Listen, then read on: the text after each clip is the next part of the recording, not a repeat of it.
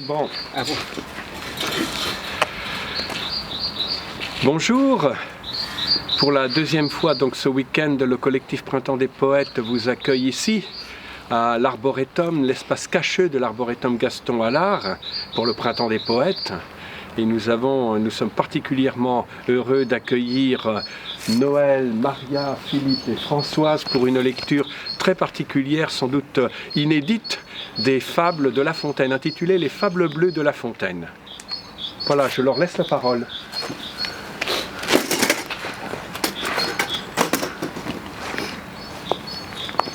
Pourquoi bleu? Ça pourrait être rouge. Il y a beaucoup de jaune aussi dans La Fontaine. Alors bleu, c'est tout à fait spécial.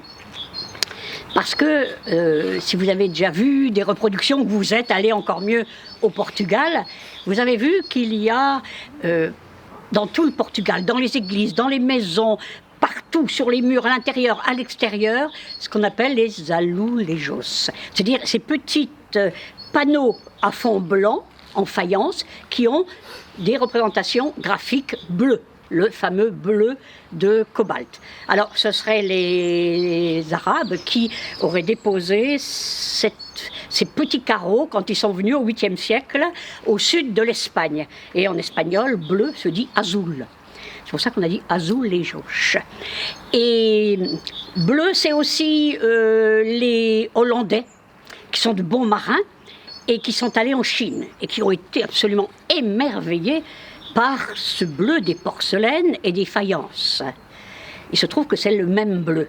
Ils en ont rapporté, ils en ont mis à Anvers, et naturellement à Delft, le fameux bleu de Delft.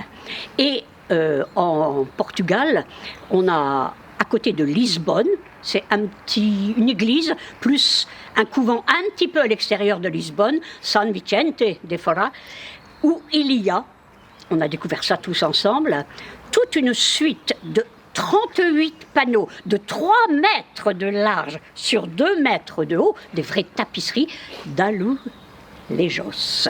C'est-à-dire un fond blanc historié sur les fables de La Fontaine. Donc c'est comme ça qu'est venue l'idée de faire ces fables bleues de La Fontaine.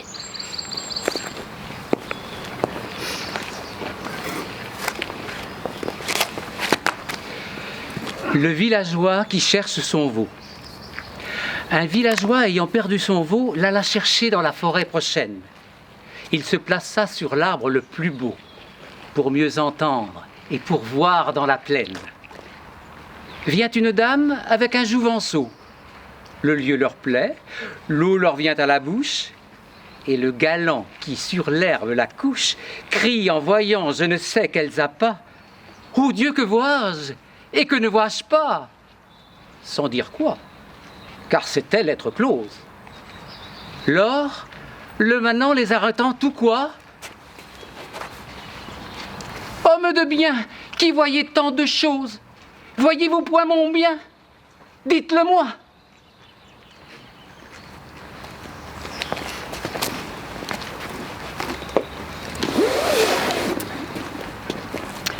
Le singe. Il y eut un singe dans Paris à qui l'on avait donné femme. Singe, en effet. Comme tout mari, il la battait. Leur fils, la pauvre dame en a tant soupiré qu'enfin elle n'est plus. Leur fils se plaint d'étranges sortes. Il éclate en cris superflus. Le père en rit. Sa femme est morte. Il a déjà d'autres amours, que l'on sait qu'il battra toujours. Il hante la caverne et souvent il s'enivre. N'attendez rien du peuple imitateur, qu'il soit singe ou qu'il fasse un livre. La pire espèce, c'est l'auteur.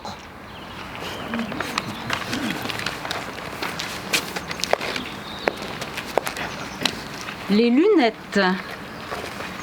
Jadis, s'était introduit un blondin chez des nonnes à titre de fillette. Il n'avait pas 15 ans. Le galant passa pour sœur Colette. Cet entretemps ne fut sans fruit. Le sire l'employa bien. Agnès en profita. Las, quel profit! J'eusse mieux fait de dire qu'à sœur Agnès, malheur en arriva. Il lui fallut élargir sa ceinture, puis mettre au jour petite créature qui ressemblait comme 2 gouttes d'eau, se dit l'histoire, à la sœur Jouvenceau. Voilà scandale et bruit dans l'abbaye. La prieure est en un courroux extrême. D'où cet enfant est-il plus? Avoir ainsi souillé cette maison. Bientôt, on mit la couchée en prison, puis il fallut faire enquête du père. Comment est-il entré? Comment sorti? Les murs sont hauts, la grille double. Serait-ce point quelque garçon en fille?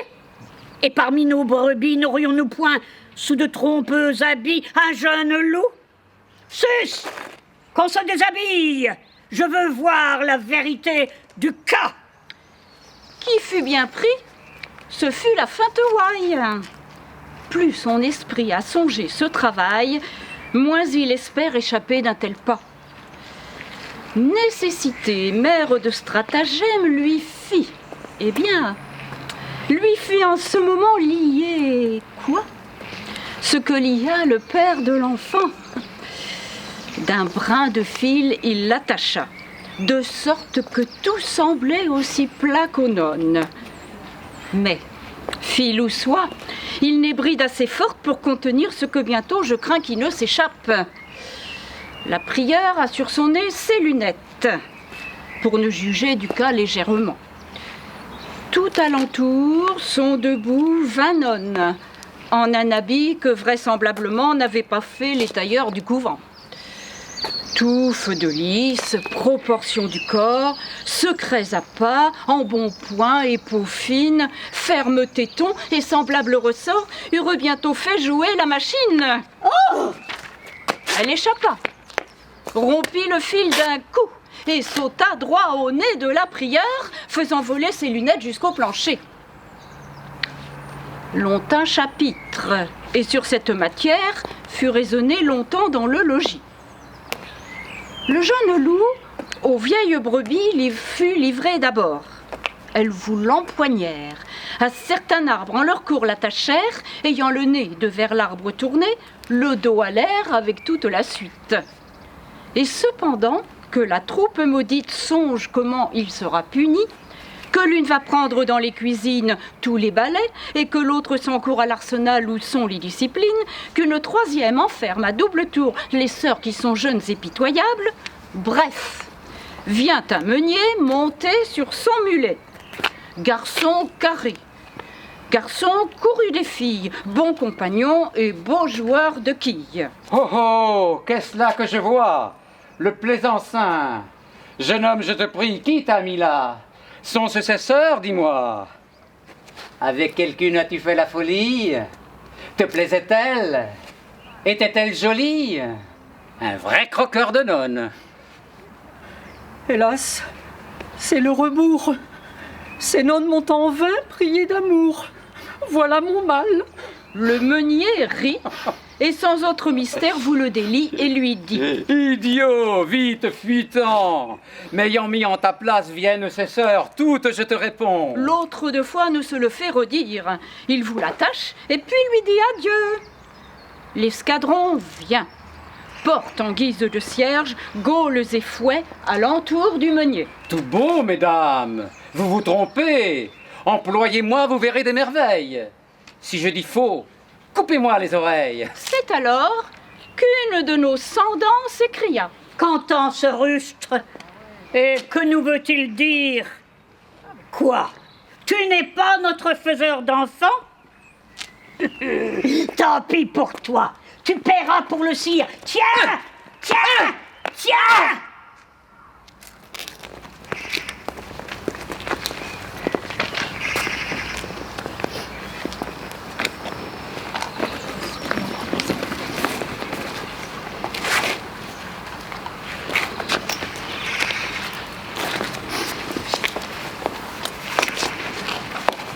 Dans Éphèse, ville grecque d'Asie mineure, il fut autrefois une dame en sagesse et vertu sans égale, C'était l'honneur du sexe. Son mari l'aimait d'amour folle. Il mourut. Celle-ci, par ses cris, mettait tout en alarme. Celle-ci faisait un vacarme, un bruit et des regrets à percer tous les cœurs. Toujours un peu de faste entre parmi les pleurs. Enfin, ne voulant plus jouir de la clarté que son époux avait perdue, elle entre dans la tombe en ferme volonté d'accompagner cette ombre aux enfers descendus. Une esclave, en ce lieu, la suivit par pitié, prête à mourir de compagnie. Comme l'esclave avait plus de sens que la dame, elle laissa passer les premiers mouvements, puis tâcha, mais en vain, de remettre cette âme dans l'ordinaire train des communs sentiments.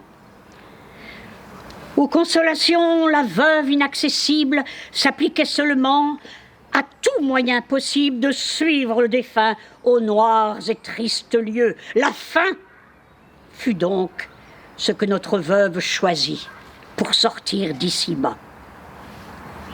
Un jour se passe, 2, sans autre nourriture que ces profonds soupirs, que ces fréquents « hélas !» qu'un inutile et long murmure contre les dieux, le sort et toute la nature. Encore un autre mort faisait sa résidence non loin de ce tombeau, mais bien différemment, car il n'avait pour monument que le dessous d'une potence. Pour exemple, au voleur, on l'avait là laissé. Un soldat, bien récompensé, le gardait avec vigilance. Il était dit par ordonnance que si d'autres voleurs, un parent, un ami, l'enlevaient, le soldat, nonchalant et endormi, remplirait aussitôt sa place. Pendant la nuit, le soldat vit aux fentes du tombeau briller quelques clartés. Spectacle assez nouveau. Curieux, il y court. Entend de loin la dame remplissant l'air de ses clameurs. Il entre, il est étonné, et demande à cette femme « Pourquoi ces cris? Pourquoi ces pleurs? Pourquoi cette triste musique? Pourquoi cette maison noire et mélancolique ?» Occupée à ses pleurs, à peine elle entendit toutes ces demandes frivoles. Le mort disait assez, par quel malheur la dame s'enterrait ainsi, toute vivante. La suivante ajouta « Nous avons fait serment de nous laisser mourir de faim et de douleur. » Encore que le soldat fût mauvais orateur, il leur fit concevoir ce que c'est que la vie. La dame, cette fois, eut de l'attention. Et déjà, l'autre passion, la faim, se trouvait un peu ralentie. Le temps avait agi. Si la foi du serment vous défend l'aliment, voyez-moi manger seulement. Vous n'en mourrez pas moins. Un tel tempérament ne déplut pas aux deux femelles. Conclusion, qu'il obtint d'elle une permission d'apporter son souper. Ce qu'il fit. Et l'esclave eut le cœur fort tenté de renoncer dès lors à la cruelle envie de tenir aux morts compagnie. Madame, une pensée m'est venue. Qu'importe à votre époux que vous cessiez de vivre. Se faut-il à 20 ans enfermé dans la bière? Nous aurons tout loisir d'habiter ces maisons. Voulez-vous emporter vos appâts chez les morts? Que vous servira-t-il d'en être regardé? Je disais, hélas, c'est dommage. Nous-mêmes, nous allons enterrer tout cela. À ce discours flatteur, la dame s'éveilla. Le dieu qui fait aimer prit son temps. Il tira 2 traits de son carquois. De l'un, il entama le soldat jusqu'au vif, et de l'autre, effleura la dame, jeune et belle. Le garde fut épris. Tout y fit. Une belle, alors qu'elle est en larmes, en est plus belle de moitié. Voilà donc notre veuve écoutant la louange. poison qui de l'amour est le premier degré. La voilà qui le trouve à son gré, celui qui le lui donne. Il fait tant qu'elle le mange. Il fait tant que de plaire et se rend en effet plus digne d'être aimé que le mort le mieux fait. Il fait tant enfin qu'elle le change. Et toujours par degrés, elle écoute un amant, elle en fait un mari. Le tout au nez du mort qu'elle avait tant chéri. Pendant cette hyménée, un voleur se hasarde d'enlever le dépôt commis aux soins du garde. Le garde entend du bruit. Il y court à grands pas. Mais en vain, la chose était faite. Il revient au tombeau, compter son embarras, ne sachant où trouver retraite. L'esclave alors lui dit, le voyant éperdu: « L'on vous a pris votre pendu. Les lois ne vous feront, dites-vous, nulle grâce. Si madame y consent, j'y remédierai bien. Mettons notre mort en la place. Les passants n'y connaîtront rien. » La dame y consentit. Oh, volage! Mais cette veuve n'eut tort qu'au bruit qu'on lui vit faire, qu'au dessein de mourir, mal conçu, mal formé. Car, de mettre à la potence le corps d'un mari tant aimé, ce n'est peut-être pas une si grande affaire. Cela lui sauvait l'autre.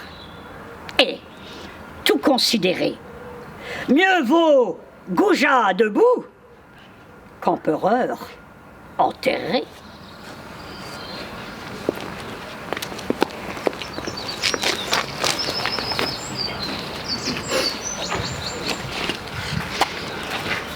Les deux amis, deux vrais amis, vivaient au Monomotapa. L'un ne possédait rien qui n'appartint à l'autre. Les amis de ce pays-là valent bien, dit-on, ceux d'une autre.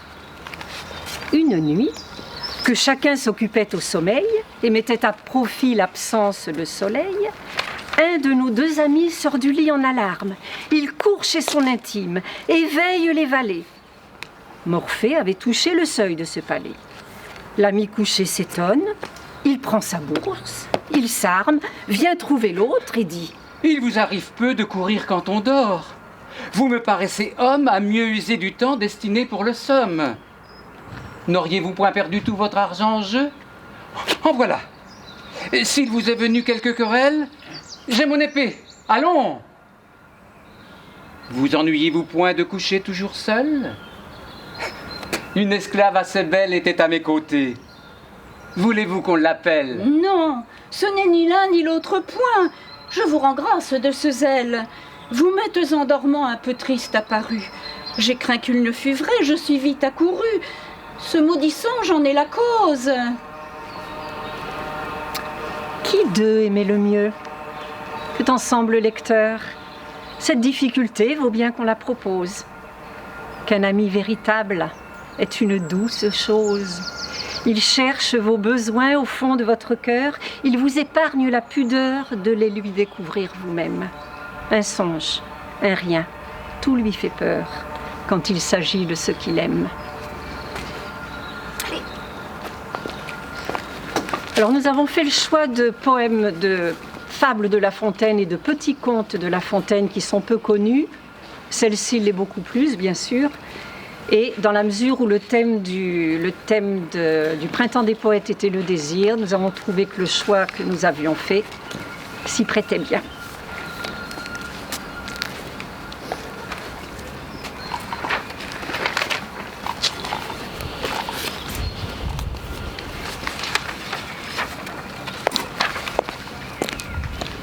L'abbesse malade. Certaine abbesse, un certain mal avait, pâle couleur, nommé parmi les filles mal dangereux, et qui des plus gentilles détruit l'éclat, fait languir les attraits. Notre malade avait la face blême. La faculté, sur ce point consultée, après avoir la chose examinée, dit que bientôt, madame tomberait en fièvre lente, et puis qu'elle mourrait. force sera que cette humeur la mange. À moins enfin qu'elle n'ait à souhait compagnie d'hommes. Madame Abbesse, toute scandalisée, reprit. Jésus, que dites-vous là? La faculté répartit à cela. Fille, nous disons que pour chose assurée, vous en mourrez, à moins d'un bon galant. Bon, le faut-il, c'est un point important. Autre que bon n'est ici suffisant. Et si bon n'est, 2 en prendrez, madame. Ce fut bien pis. Non pas que dans son âme ce bon ne fût pareil le souhaiter, mais le moyen que sa communauté lui vit sans peine à prouver telle chose. Honte souvent et de dommages cause. Sœur Agnès dit: Madame, croyez-les, vous faites sans secret. Faut-il qu'un seul vous choque et vous déplaise? Vous en parlez, Agnès, bien à votre aise. Or ça, par notre Dieu, le feriez-vous? Mettez-vous en mon lieu. Oui, madame, et même bien davantage. Votre santé m'est chère jusque-là, que s'il fallait pour vous souffrir cela, je ne voudrais que dans ce témoignage d'affection, pas une de ces en me remplaçât. 1000 remerciements à sœur Agnès donnés par son abbesse. La faculté dit adieu là-dessus et protesta de ne revenir plus. Tout le couvent se trouvait en tristesse quand sœur Agnès dit à ses sœurs: Tout ce qui tient madame est seulement belle honte de Dieu. Par charité, n'en est-il point eu quelqu'une pour lui montrer l'exemple et le chemin? Cet avis fut approuvé de chacune. On l'applaudit. On fait venir des gens de toutes guises, et des noirs, et des blancs, et des tannés. De ces brebis, à peine la première a fait le saut qu'il suit une autre sœur. Une troisième entre dans la carrière. Nulle ne veut demeurer en arrière. Presse se met pour n'être la dernière. Que dirais-je de plus? Enfin, l'abbesse, sage rendue à tant d'exemples, cède. Un jouvenceau fait l'opération sur la malade. Elle redevient rose, œillée, aurore. Oh, doux remède, ô remède à donner, remède ami de maintes créatures, ami des gens, ami de la nature, ami de tout.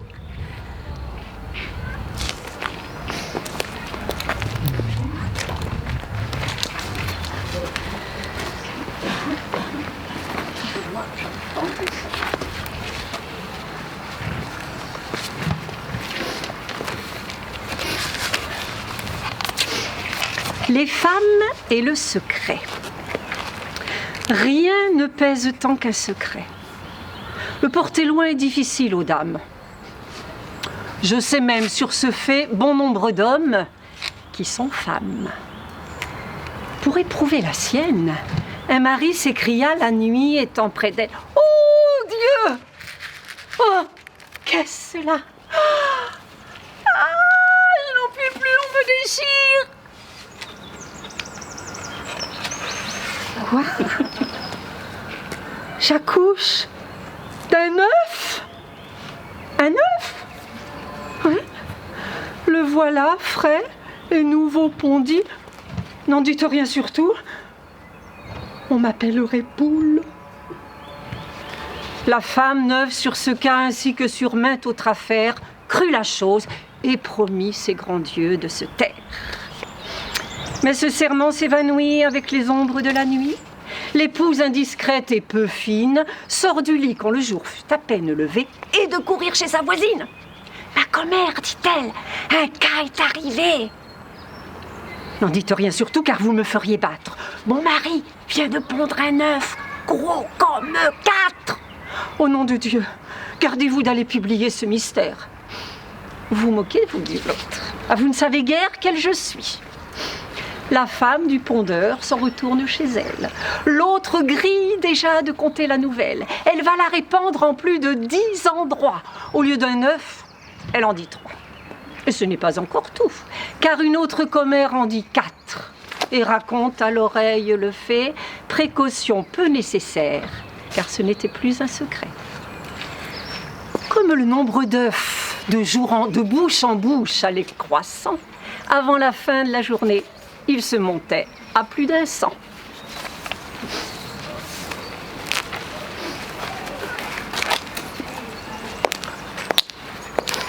Le gland et la citrouille. Dieu fait bien ce qu'il fait. Sans en chercher la preuve en tout cet univers et l'allée parcourant, dans les citrouilles, je la trouve. Un villageois, considérant combien ce fruit est gros et sa tige menue.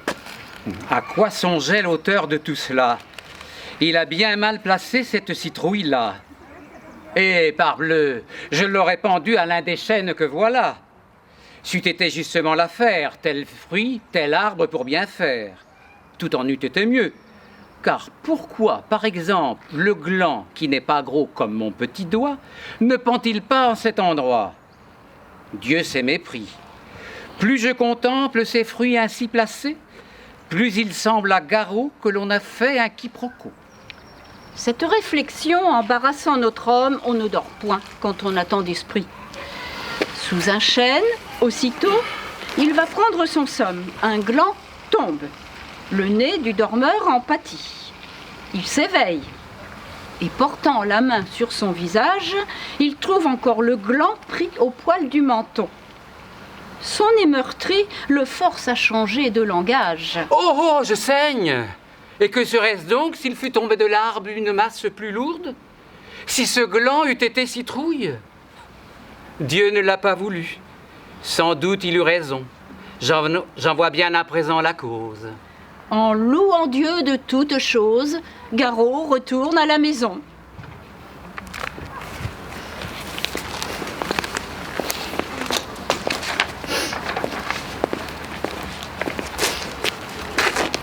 La Vénus Callipyge.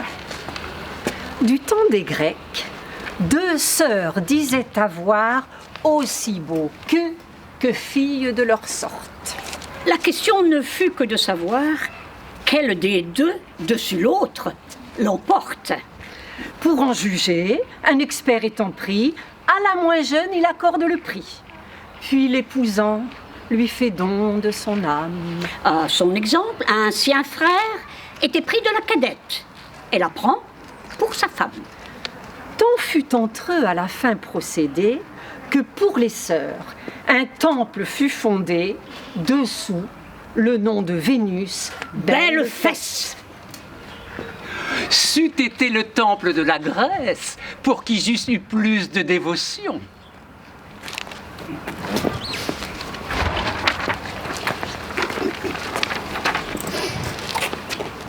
La poule aux œufs d'or. L'avarice perd tout en voulant tout gagner. Je ne veux pour le témoigner que celui dont la poule, à ce que dit la fable, pondait tous les jours un œuf d'or. Il crut que dans son corps elle avait un trésor. Il la tua, l'ouvrit et la trouva semblable à celle dont les œufs ne lui rapportaient rien. S'étant lui-même ôté le plus beau de son bien. Belle leçon pour les gens chiches. Pendant ces derniers temps, combien en a-t-on vu qui, du soir au matin, sont pauvres devenus pour vouloir trop tôt être riches? Sœur Jeanne. Sœur Jeanne, ayant fait un poupon, jeûnait, vivait en sainte fille, toujours était en oraison, et toujours ses sœurs à la grille. Un jour, donc, l'abbesse leur dit: Vivez comme sœur Jeanne vit, fuyez le monde et sa séquelle. Toutes reprirent à l'instant: Nous serons aussi sages qu'elle quand nous en aurons fait tout autant. Oh!